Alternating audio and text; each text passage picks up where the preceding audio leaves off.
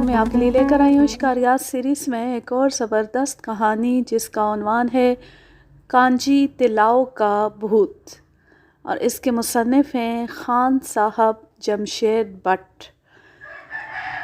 کہانی شروع کرنے سے پہلے آپ سے ایک درخواست ہے، اگر آپ نے ابھی تک اس چینل کو سبسکرائب نہیں کیا ہوا تو اسے سبسکرائب کر لیں اور بیل آئیکن کو ضرور پریس کریں تاکہ آنے والی ہر نیو ویڈیو کی نوٹیفیکیشن آپ کو بر وقت ملتی رہے۔ ہندوستان کے صوبے مدھیہ پردیش میں بیتول 40,000 کی آبادی کا ایک قصبہ ہے جو ضلع کا صدر مقام بھی ہے اور چاروں طرف سے پہاڑوں میں گھرا ہوا ہے۔ اکثر چیتے رات کو شکار کی تلاش میں قصبے میں آ جاتے ہیں۔ میں نے شکار کی تلاش میں آئے ہوئے ایسی 4 چیتوں کو مختلف اوقات میں اپنی گولی کا نشانہ بنایا ہے۔ ان میں ایک ایسے نڈر حضرت بھی تھے جو ڈپٹی کمشنر کی کوٹھی میں بن بلائے اور بغیر اجازت ہی آ دھمکے اور مجھے ان کی خاطر تواضع کے لیے بلایا گیا۔ میں نے ان کی شایان شان اپنی 300.315 رائفل سے خاطر مدارت کی اور وہ راہی ملک عدم ہوئے۔ مجھے اپنی 2 راتوں کی نیند ایک ایسی چیتے کی نظر کرنی پڑی جس نے سپرنٹینڈنٹ پولیس کے بنگلے سے ان کا پالا ہوا ولایتی کتا ہڑپ کرنے کے بعد بھی ان کی کوٹھی کا طواف بند نہ کیا۔ آخر اس دغا باز سے بھی میری گولی نے اگلا پچھلا سب حساب بے باک کیا۔ قصبے کے اطراف میں شیروں کا طواف بھی ایک معمول تھا۔ ایسے ہی شیروں میں سے ایک کو میں نے ہلاک کیا تھا۔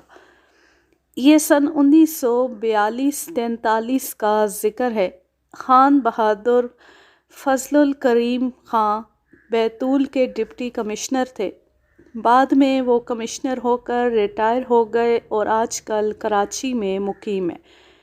ان کے داماد محمود خان جو ان دنوں ریاست والیار کے چیف انجینئر تھے، اپنے خسر سے ملنے بیتول آئے۔ وہ شکار کے بڑے دل دادا اور شوقین تھے۔ خان بہادر صاحب نے مجھے بلا کر کہا کہ بڑے بڑے افسروں اور اچھے شکاریوں کی کوشش کے باوجود محمود صاحب شیر نہیں مار سکے۔ اگر آپ کوشش کر کے انہیں ایک شیر کا شکار کروا دیں تو میں بہت شکر گزار اور ممنون رہوں گا۔ مزے کی بات تو یہ تھی کہ خان بہادر صاحب خود ایک بہت اچھے اور تجربے کار شکاری تھے اور کئی شیر مار چکے تھے، پھر بھی اپنے داماد کو ایک بھی شیر کا شکار نہ کروا سکے تھے۔ محمود صاحب کی آمد سے کئی روز قبل خان بہادر صاحب مجھے روز بلواتے اور پوچھتے، کیوں بھائی، محمود کو شیر مل جائے گا؟ میری شکاری لغت میں نہیں کا لفظ تو کبھی رہا نہیں، اس لیے کہ جو بھی میرے ساتھ شکار کھیلنے گیا خالی ہاتھ کبھی نہ لوٹا۔ اسی بل بوتے پر میں نے خان بہادر صاحب کو یقین دلایا کہ محمود صاحب کو شیر ملے گا اور ضرور ملے گا، بلکہ میں نے ان کے لیے شیر پال رکھا ہے اور وہ جو ہی تشریف لاتے ہیں ان کی خدمت میں پیش کر دیا جائے گا۔ ان دنوں بیتول سے 2 میل دور چکلار نامی جنگل کا ٹھیکہ میں نے گورنمنٹ سے لیا ہوا تھا۔ میرا وہاں کا ایجنٹ ہر ہفتے جب مزدوروں کو ادائیگی کرنے کے لیے رقم لینے آتا تو شکایت کرتا کہ صاحب 2 شیروں نے اپنے جنگل میں اودھم مچا رکھا ہے۔ وہ رات کو جنگل میں ہماری جھونپڑیوں کے آس پاس گھومتے غراتے اور جھونپڑیوں میں رہنے والے مزدوروں کو ڈراتے ہیں۔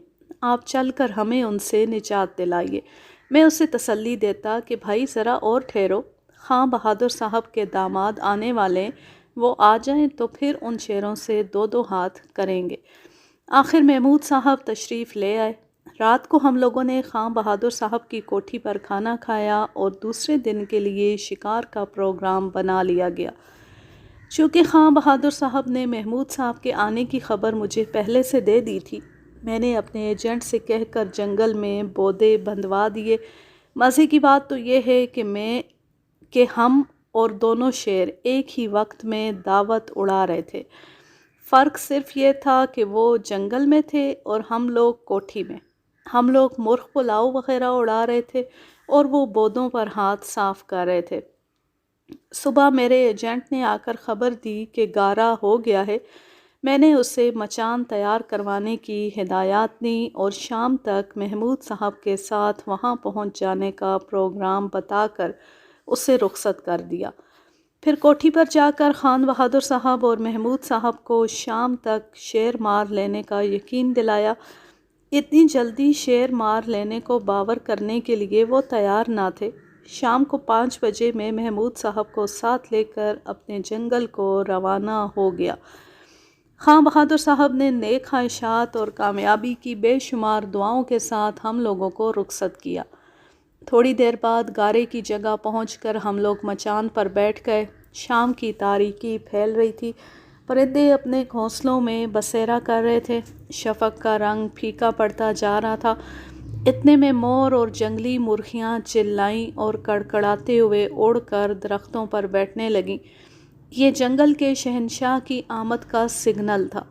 ادھر کوئرہ ہرن نے آواز دی کہ با ادب با ملاحظہ ہوشیار، جنگل پناہ تشریف لا رہے ہیں۔ میں نے محمود صاحب کو تیار ہو جانے کا اشارہ کیا۔ اتنے میں دونوں شیر نمودار ہوئے۔ پہلے گارے کے ارد گرد کا طواف کر کے اپنی تسلی کی کہ کوئی خطرہ تو نہیں، پھر مطمئن ہو جانے کے بعد گارے کو کھانا شروع کر دیا۔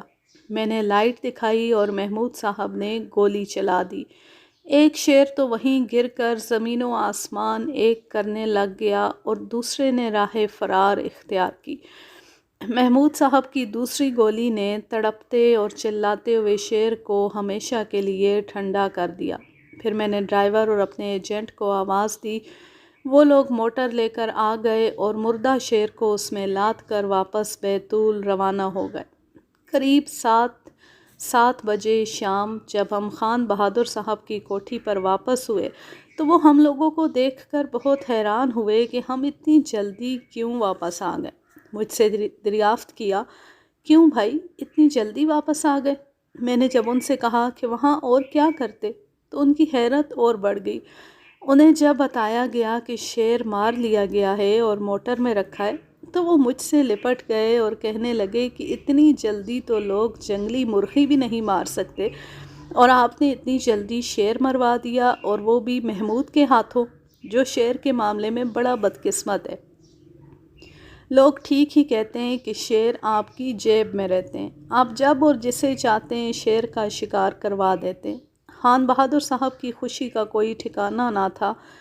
وہ کبھی اپنی بیگم کو، کبھی بچوں کو اور کبھی اپنے چپڑاسیوں کو بلا بلا کر شیر دکھا رہے تھے کہ دیکھو محمود نے صرف 2 گھنٹے میں مارا ہے، جس کے لیے یہ گزشتہ 10 سال سے کوشش کر رہے تھے۔ رات کو ان لوگوں کے ساتھ ہی پرتکلف کھانا کھایا اور خان بہادر صاحب خود اپنی موٹر میں مجھے گھر تک چھوڑ گئے اور جاتے جاتے صبح چائے پر پھر آنے کی دعوت بھی دے گئے۔ صبح حسب وعدہ میں خان بہادر صاحب کی کوٹھی پر پہنچا۔ ناشتے کی میز پر انہوں نے فرمایا، خان صاحب ایک شیر تو ہمارے کہنے سے آپ نے محمود کے ہاتھوں مروا دیا، اب ایک اور اپنی طرف سے مروا دیجئے۔ انہیں اب لالچ لگ گیا ہے اور یہ دوسرا شیر بھی مارنے کے در پہ ہیں۔ میرا جواب تھا، شیر بہت، آپ موٹر کا انتظام کروا دیں، دوسرا شیر بھی مل جائے گا۔ دوسرے روز شام 5 بجے میں، محمود صاحب اور ایک شکاری نواب فیض محمد کانجی تلاؤ کے لیے روانہ ہو گئے، جہاں خان بہادر صاحب نے ہمارے لیے پہلے ہی سے انتظام کروا رکھا تھا۔ کانجی تلاؤ بیتول سے 43 میل دور جنگل میں ایک بہترین اور مشہور شکارگاہ ہے، جہاں ہر قسم کے جنگلی درندے پائے جاتے ہیں۔ اس جنگل سے کئی خونی واقعات بھی وابستہ ہیں۔ اسی علاقے میں ایک انگریز کرنل زخمی شیر کے ہاتھوں ہلاک ہوا تھا اور ایک انگریز پائلٹ کو ایک شیر نے مار ڈالا تھا۔ ہم لوگوں نے وہاں پہنچ کر بودے بندھوانے شروع کر دیے۔ ایک ہی وقت میں 2 مخالف سمتوں میں 2 شیروں نے الگ الگ گارا کر دیا۔ ہانکنے والی جگہ کے لیے ہم لوگوں نے آدمیوں کی تلاش کی کہ 50-60 آدمی مل جائیں تو ہانکا کروا لیا جائے۔ مگر قریبی گاؤں کے لوگ باہر چلے گئے تھے، اس لیے پورے آدمی نہ مل سکے۔ مچان پر بیٹھنے والی جگہ پر میں نے ایک شکاری کے ساتھ محمود صاحب کو بٹھا دیا۔ ہانکا کرنے والی جگہ جس پر رات کو مچان پر بھی بیٹھا جا سکتا تھا کے بارے میں کہا جاتا تھا کہ شمشان گھاٹ پاس ہونے کی وجہ سے وہاں بھوتوں نے اپنا ڈیرا ڈال رکھا ہے، اور جو بھی شکاری رات کو مچان پر بیٹھتا ہے بھوت اسے مار ڈالتے ہیں۔ رات کو وہاں مچان پر بیٹھنے والے ایسے 4 شکاری اپنی جان سے ہاتھ دھو بیٹھے تھے۔ میں نے فیصلہ کر لیا، چاہے کچھ بھی ہو، میں رات کو مچان پر ضرور بیٹھوں گا اور بھوت سے کشتی لڑوں گا۔ محمود صاحب اور نواب صاحب نے بھی مجھے بہت منع کیا کہ گاؤں والے جو کچھ کہتے ہیں وہ درست ہے، اپنی جان جوخم میں نہ ڈالو، مگر مجھ پر بھی ضد کا بھوت سوار تھا۔ میں نے اللہ کا نام لیا اور جس جگہ 4 شکاری بھوت کا شکار ہو گئے تھے، مچان بندھوا کر رات کو اس پر بیٹھ گیا۔ 9-10 بجے رات کا وقت ہوگا کہ زوردار آندھی اور طوفان آ گیا۔ درخت تڑ تڑ ٹوٹ کر گرنے لگے اور پھر زور کی بارش ہونے لگی۔ میں نے بندوقوں کو نیچے رکھ کر اوپر دری اور کمبل ڈال دیا اور اپنے اوپر گدا اوڑھ کر ان پر بیٹھ گیا۔ مجھ پر گھبراہٹ طاری ہونے لگی اور بچپن میں پڑھی ہوئی کہانیاں یاد آنے لگیں کہ پہلے آندھی آئی، پھر بارش اور پھر بھوت آ گئے۔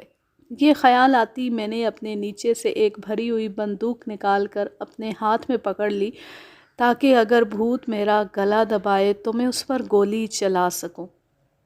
تھوڑی دیر بعد بارش رک گئی، طوفان بھی تھم گیا۔ جب ہر چیز معمول پر آ گئی تو مجھے اطمینان ہوا۔ میں نے اوپر اوڑھا ہوا گدا نیچے بچھایا اور دونوں بھری ہوئی بندوقیں اپنے دائیں بائیں رکھیں اور کمر سے کرچ اتار کر میان سے باہر نکالی اور اس طرح رکھ لی کہ وقت ضرورت فوراً ہاتھ اس کے دستے پر پڑے۔ یہ سب کچھ کر کے میں اپنے اوپر کمبل اوڑھ کر سو گیا۔ میں سویا ہوا تھا کہ کوئی چیز دھم سے میرے سینے پر کودی۔ میں نے فوراً کرچ کی طرف ہاتھ بڑھایا۔ کودنے والی شے جو ہی میرے پیٹ کی طرف بڑھی، میں نے کمبل سمیت دونوں ہاتھوں سے اسے دبوچ لیا۔ یہ اتفاق ہی تھا کہ اس کی گردن میرے ہاتھوں میں آ گئی۔ میں نے پوری قوت لگا دی۔ وہ چلانے لگا۔ اس نے بھی اپنے آپ کو چھڑانے کے لیے بڑے ہاتھ پاؤں مارے، مگر میری گرفت اتنی ٹھیک اور مضبوط تھی کہ اس کا کوئی بس نہ چلا۔ اس کے چلانے سے مجھے یہ سمجھنے میں دیر نہ لگی کہ وہ چیز مردے کھانے والا بجو تھا، جو کہ شمشان گھاٹ قریب ہونے کی وجہ سے انسانی گوشت کھانے کا عادی ہو چکا تھا، اور جس کھوکھلے درخت پر میں مچان بنا کر بیٹھا تھا اسی کی کھو میں وہ رہتا تھا۔ بہرحال تھوڑی سی کشمکش کے بعد میں نے اسے جہنم رسید کر دیا اور پھر لیٹ گیا، مگر نیند آنکھوں سے اڑ چکی تھی۔ تھوڑی دیر بعد میرے پیچھے کی طرف سے پتوں کی چرچراہٹ کی آواز نے شیر کی آمد کی خبر دی۔ پھر میرے کانوں نے شیر کی مونچھوں کی سرسراہٹ سن کر بتایا کہ وہ مچان کے نیچے کھڑا ہے۔ اس سے پہلے کہ میں اٹھتا یا کچھ کرتا، وہ گارے کے پاس سے ہو کر چلا گیا اور صبح تک میرے انتظار کے باوجود گارے کے آس پاس چکر لگاتا رہا، مگر اس کے قریب نہ آیا۔ جنگلی مرغیوں نے سہانی صبح کی آمد کی منادی شروع کر دی اور میں مچان سے نیچے اتر کر وہاں سے قریب 1 فرلانگ کے فاصلے پر پانی تک شیر کے پنجوں کے نشان دیکھتا پہنچا۔ وہاں وضو کر کے خدا کے حضور میں سر بسجود ہوا جس نے مجھے دوسرے شکاریوں کے برعکس اس مچان پر زندہ سلامت رکھا۔ میں نماز پڑھ کر واپس آ رہا تھا کہ دوسری طرف سے مجھے مچان پر سے لینے کے لیے وہی 5 آدمی آ رہے تھے جو شام کو مجھے وہاں بٹھا گئے تھے اور اپنی واپسی تک یہی کہتے گئے تھے کہ اب بھی وقت ہے، مان جاؤ، ضد نہ کرو، یہاں مچان پر رات کو نہ بیٹھو، بھوت تمہیں کھا جائے گا۔ جب ان لوگوں نے میری بندوقیں اور سامان دیکھا اور مجھے وہاں سے غائب پایا تو ایک دوسرے سے کہنے لگے کہ دیکھا، ہم نے کتنا سمجھایا تھا کہ رات کو یہاں نہ بیٹھو۔ نہیں مانا، آخر کھا گیا نا بھوت۔ ان کا دھیان مچان کی طرف تھا۔ دوسری طرف میں چھپ کر ان کی باتیں سنتا رہا۔ آخر جب انہوں نے یہ کہا کہ چلو صاحب کو بتائیں کہ جمشید کو بھوت لے گیا ہے اور انہیں لے کر آئیں، تو مجھے شرارت سوجی اور میں نے بڑے زور سے شیر کی آواز نکالی۔ وہ پانچوں کے پانچوں سر پر پاؤں رکھ کر ایسا بھاگے کہ ایک کو ٹھوکر لگی اور مزید دو ایک کے اوپر ایک گرا۔ انہیں کافی چوٹیں آئیں، پھر بھی وہ خوف اور دہشت کے مارے اٹھ کر بھاگ گئے۔ ہنسی کے مارے میرا برا حال تھا۔ میں ان کے پیچھے پیچھے بھاگ کر ان میں سے ہر ایک کا نام لے کر انہیں رک جانے کو کہہ رہا تھا، مگر وہ میری آواز سن کر سمجھتے تھے کہ بھوت آ گیا اور مزید تیزی سے بھاگنے لگتے۔ آخر میں نے انہیں جا لیا۔ وہ مجھے بہت حیران ہو کر دیکھنے لگے۔ انہیں یقین نہیں آ رہا تھا کہ میں زندہ ہوں۔ ان کا خیال تھا کہ میں بھوت ہوں اور ان کا پیچھا کر رہا ہوں۔ ان کی سانسیں پھولی ہوئی تھیں اور ان کی چوٹوں میں سے خون بہہ رہا تھا۔ جب انہوں نے مجھے ہنستا ہوا دیکھا تو سمجھ گئے کہ میں نے مذاق کیا ہے۔ پھر وہ مجھ پر بگڑ گئے کہ تم نے ہمیں مروا دیا، تمہاری اس حرکت سے ہم لوگ زخمی ہو گئے، اب ہم کبھی تمہارا ساتھ نہیں دیں گے، تم بہت خراب آدمی ہو۔ میں نے ہنستے ہوئے کہا کہ تم تو کہہ رہے تھے بھوت کھا گیا، اب بتاؤ کس کو کھا گیا؟ میں تو زندہ سلامت تمہارے سامنے کھڑا ہوں۔ البتہ بھوت نے تمہارا پیچھا کر کے تمہیں زخمی کر دیا ہے، شکر کرو کہ بچ گئے۔ آخر بمشکل انہیں منایا اور ان سے سامان اٹھوا کر کیمپ میں لے آیا۔ محمود صاحب بڑے پریشان اور غمزدہ تھے۔ وہ یہ سوچ ہی رہے تھے کہ کیا کیا جائے۔ اتنے میں سامان اٹھوا کر وہاں پہنچ گیا۔ میرے ایک ہاتھ میں بجو بھی تھا۔ ان کی نظر جو مجھ پر پڑی تو بڑے حیران ہوئے اور آنکھیں مل مل کر مجھے دیکھنے لگے، اور پھر دوڑے دوڑے پاس آئے اور کہنے لگے، ہاں صاحب، یہ آپ ہی ہیں؟ جی ہاں، 100% میں ہی ہوں۔ اتنے میں ان کی نظر بجو پر پڑی، کہنے لگے، یہ کیا ہے؟ یہ وہی بھوت ہے جو 4 شکاریوں کو مار چکا ہے۔ سامان اٹھا کر لانے والے آدمیوں کے زخموں کو جو محمود صاحب نے دیکھا تو پوچھا، ارے انہیں کیا ہوا؟ میں نے بتایا کہ بھوت نے انہیں زخمی کر دیا، مگر ان آدمیوں نے کہا، نہیں صاحب، یہ سب ان کی شرارت ہے، اب ہم آئندہ شکار میں کبھی ان کا ساتھ نہیں دیں گے۔ میں نے جب سب ماجرا بیان کیا تو محمود صاحب بھی بہت لطف اندوز ہوئے۔ اب میں نے محمود صاحب سے کہا کہ وہ اپنی سرگزشت سنائیں۔ انہوں نے بتایا کہ رات 8 بجے شیر گارے پر آیا۔ جو ہی اس نے کھانا شروع کیا، دوسرے آدمی نے لائٹ دکھائی اور میں نے گولی داغ دی۔ شیر زخمی ہو کر بھاگ گیا ہے، اب آپ اسے تلاش کر کے لائیے۔ میں نے اپنے نوکر افضل کو ساتھ لیا اور بھینسیں آگے رکھ کر گرے ہوئے خون کے نشانات کی مدد سے اس کی تلاش میں نکل کھڑا ہوا۔ کچھ آگے جا کر شیر ایسی جگہ گھس گیا تھا جہاں کچھ نظر نہ آ رہا تھا۔ 6-7 فٹ چوڑا نالا تھا جس کے چاروں طرف گھنی جھاڑیاں تھیں۔ میں نے افضل سے کہا کہ تم ڈرو نہیں اور نالے میں اتر جاؤ، میں اوپر تمہارے ساتھ ساتھ چلوں گا۔ افضل پستہ قد اور دبلا پتلا آدمی تھا، مگر بڑا باہمت انسان تھا۔ اپنی بندوق ہاتھ میں لے کر وہ نالے میں کود گیا۔ ہم زیادہ سے زیادہ 100 گز بڑے ہوں گے کہ افضل نے ہاتھ اٹھا کر مجھے اشارہ کیا۔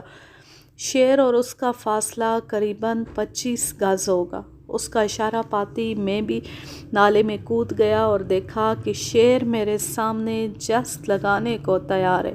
میں نے فوراً ہی اپنی 577 رائفل سے اس کے سینے میں گولی داغ دی۔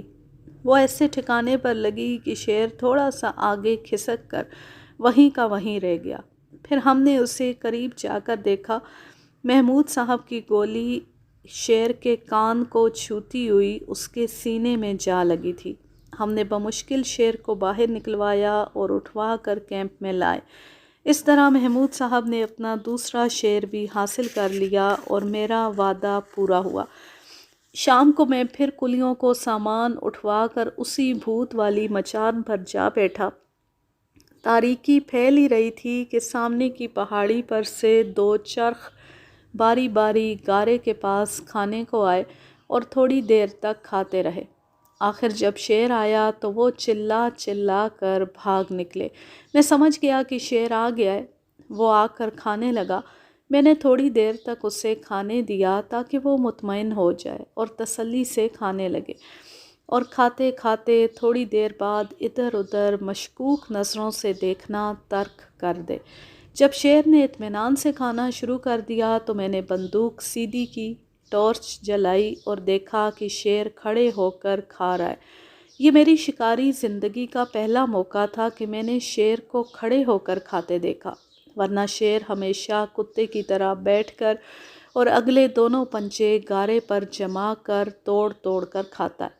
چند لمحے کے لیے میں سوچ میں پڑ گیا کہ یہ کیا قصہ ہے۔ میرا دماغ پھر بھوت والی بات میں الجھ گیا کہ کہیں یہ بھوت تو نہیں جو کھڑا ہو کر کھا رہا ہے۔ پھر میں نے ہوش سنبھالا اور گولی داغ دی۔ وہ تھوڑی دور تک دھاڑ کر بھاگا اور پھر گر پڑا اور زور زور سے چلانے لگا۔ ٹارچ کی روشنی میں بھی وہ مجھے نظر نہیں آ رہا تھا۔ تھوڑی دیر بعد اس کا چلانا بند ہو گیا، جس سے مجھے اس کے مر جانے کا یقین ہو گیا اور میں اطمینان سے سو گیا۔ صبح نواب صاحب 4 آدمیوں کو لے کر آئے اور ہم لوگ سامان لے کر کیمپ چلے گئے۔ وہاں سے بیل گاڑی بھیجی گئی جو شیر کو لاد کر کیمپ لے آئی۔ دن کے اجالے میں جو شیر کی لاش کو دیکھا تو اس کے کھڑے ہو کر کھانے کی وجہ سمجھ میں آ گئی۔ اس کے سینے کے نیچے ایک کانٹا 3 انچ گہرا پیوست تھا۔